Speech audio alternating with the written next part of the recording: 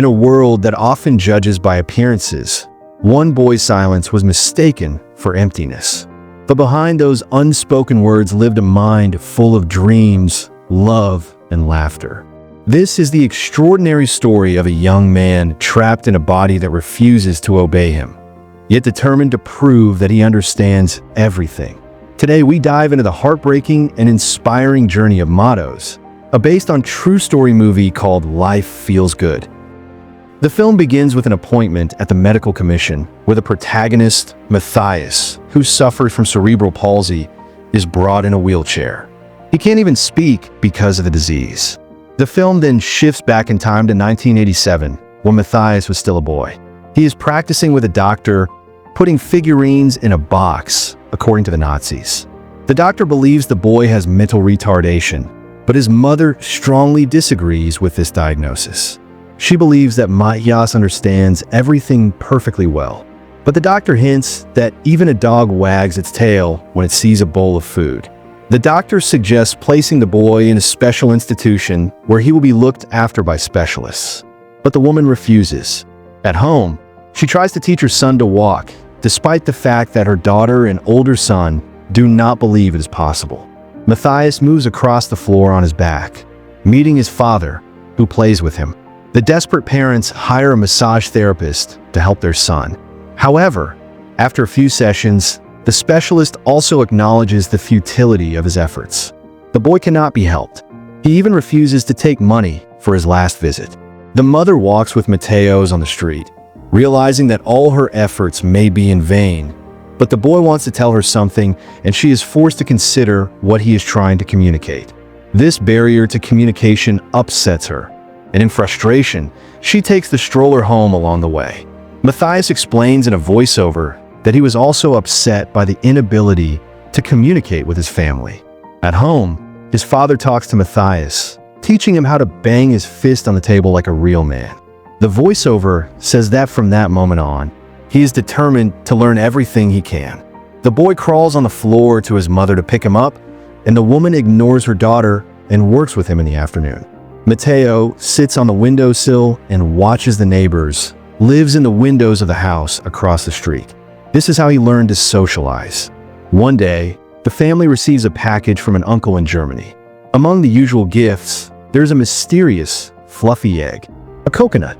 The father opens it with improvised means, and everyone watches.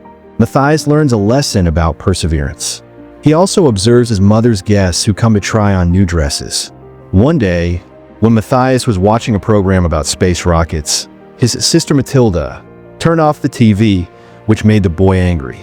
The mother noticed his nervous movements and turned the program back on, despite the girl's words that her brother did not understand anything along the way. Matilda asks where her hairpin is. Matthias crawls to the couch, making moans. His relatives try to calm him down, but in this way he wanted to draw attention to the barrette that had rolled under the couch, albeit to no avail. The year 1989 comes. His father is showing Mateos the night sky through the window, telling him about the stars off-screen. The protagonist himself wonders what his father's job is. When the boy grew up, his father made him a new wheelchair out of scrap materials, a sewn-up folding bed, and wheels from a trolley. Later, celebrating the first democratic elections in Poland and the liberation from socialism, the father goes to the store, ostensibly to buy a new door lock. However, he returns home late at night and is completely drunk, climbing up on the balcony. The father knocks on the window, attracting Mateo to his attention. And at that moment, Poles are happily launching fireworks into the sky while the boy is watching. His father falls from the balcony and dies in memory of him. The hero is left with instructions that he should never give up. The film moves to 98. Matthias, who is grown up, still crawls around to admire the stars from his windowsill. And the girl next door, Anka, whose mother was so hospitable that she invited different men to her house every night. Meanwhile, Matilda was looking for a husband, so from time to time, she also brought guys to the apartment.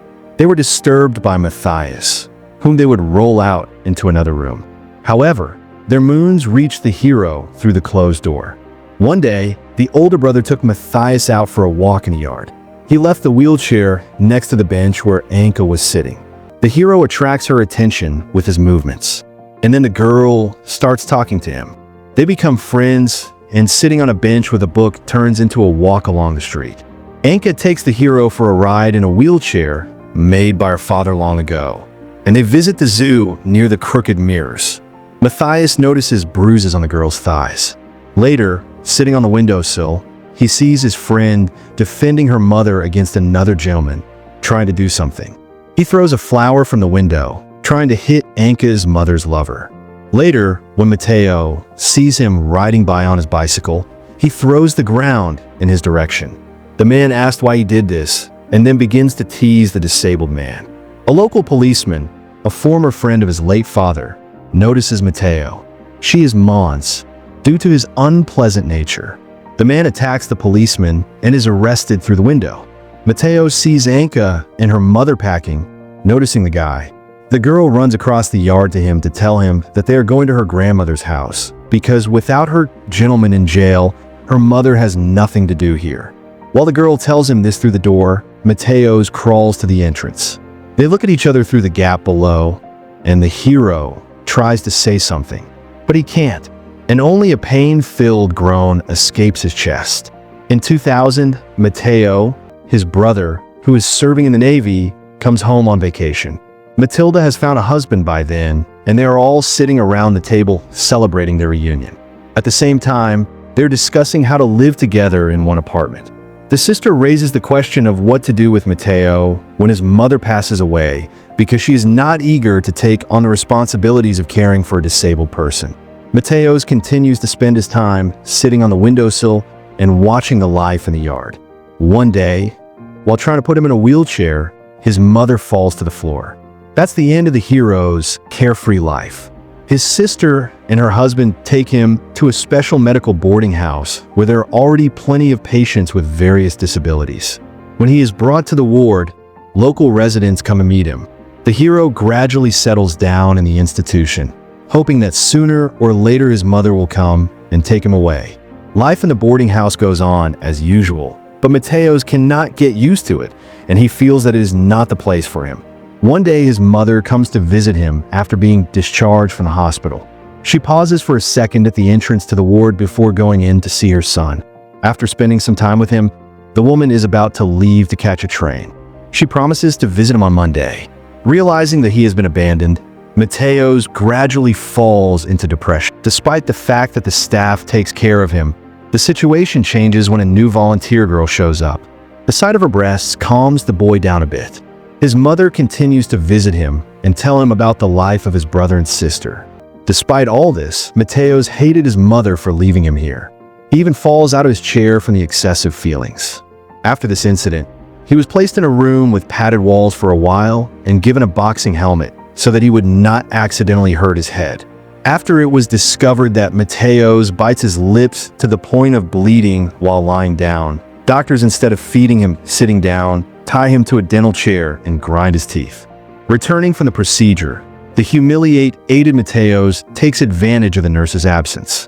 He rolls the wheelchair to the stairs, remembering his father's words that sometimes when you can't stand it anymore, you have to hit the table with your fist. He rolls down with the chair and the screen goes black. However, his attempt to leave the world failed and he is taken to the hospital. The year 2005 comes. A nurse brings a new volunteer, Magda, to the ward of Matteo and the others. This is a test so that she can see what she will have to deal with and refuse looking at her. The hero thinks that perhaps a woman's breasts are not the most important thing. She looks after the hero, noticing that he reacts to her words. One day, the girl turns on the music in the ward and dances, saying that this is her way of distracting herself from heavy thoughts. A nurse catches them doing this. Magda says that Matteo understands what he is being told, but the nurse is skeptical. During the next bath, the hero reacts to the magazine in the hands of the orderly, which does not escape Magda's attention.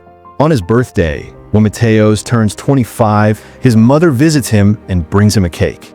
When Magda shows up, she asks for permission to take him for a walk outside the boarding house.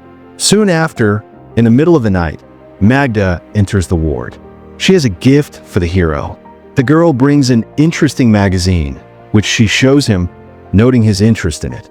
Convinced that he is interested, Magda takes off her clothes so that Mateos can touch her. Later, Magda takes Mateos to a restaurant for a festive Christmas dinner.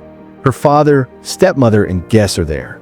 The appearance of a disabled man in a wheelchair spoils the atmosphere a bit, but the girl immediately makes it even worse by introducing the hero to her fiancé and kissing him while the guests look away shyly and the father looks on with disapproval. Magda offers Mateo use a drink from her glass. However, her behavior is revenge on her father, who married after her mother's death.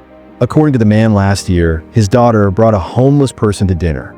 This year, she brought a disabled person, and it is difficult to predict what she will come up with next time. Realizing that he has been used, Mateos falls out of his chair, knocking over glasses on the table. The girl has to take him back to the boarding house. Mateos sits in the chair and looks out the window on an orderly comes. He tells him that Magda has quit. Apparently, she did what she was volunteering for. Realizing that he has been used and abandoned, Mateos listens to music and tries to smile to keep from crying. During the next visit, his mother tells him that his brother still goes swimming. His sister has been abandoned by her husband with 2 children and about the neighbor's affairs. At this point, the hero can't stand it and starts crying. The mother does not understand the real reason for this disorder, but she does her best to calm her son down. In the spring of 2008, an open-air theatrical performance is organized for the patients of the nursing home. Afterwards, during a therapeutic massage, Mateos notices a woman, Mrs. Yola, who teaches the disabled to communicate using a system of signs lying on his back. He tries to get her attention in every way he can, and eventually she starts talking to him, calming him down. The woman develops a system of communication based on signs and blinking. Mateo's progress and reaction surprise the medical staff who considered him mentally retarded. Soon, Mrs. Jolie invites his mother and sister to teach the relatives how to communicate with the hero. First of all, he communicates one phrase with the help of a table. After that, the hero's life changes. He is shown to a medical commission. The dentist makes a prosthesis to replace the worn-out teeth. He is transferred to an individual ward, which is equipped according to his wishes. The guy gets a wheelchair with a motor which he can control independently. The year is 2010. Mateos is visited by journalist AWA, who wants to write an article about him. The hero also gets acquainted with the internet and the computer, which can also be used to communicate with people. His sister brings him home to introduce him to her nephews and to talk to his brother, who is on vacation. In the evening, he and his nephew look out the window at the stars, just like they used to do with their father. When a mother visits her son again, the staff tells her that the bosses have read an article about Mateos. Since he is not mentally retarded, he does not belong here, and they want to transfer him to another institution. The woman tells her son about this, but he does not like the idea of moving to a new place.